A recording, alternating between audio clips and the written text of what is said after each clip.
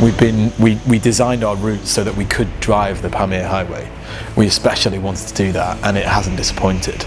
I think the mountains, being along the border with Afghanistan, the incredible food, I mean, Tajikistan's been a real highlight.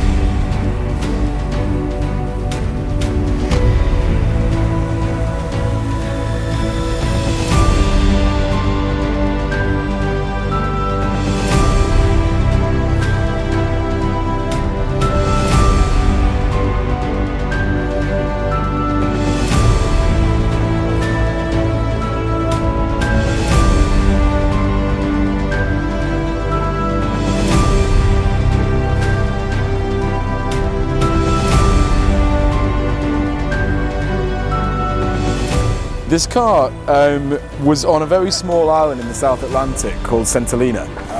For 40 years it was left to fall apart, and in 2017 it was being used as a home for chickens in Centolina. But in 2017 it was restored and rescued from Centolina, taken back to the UK and then sent to Singapore by ship to be driven back all the way to London. The inspiration was to recreate that amazing journey from 64 years ago, but in reverse.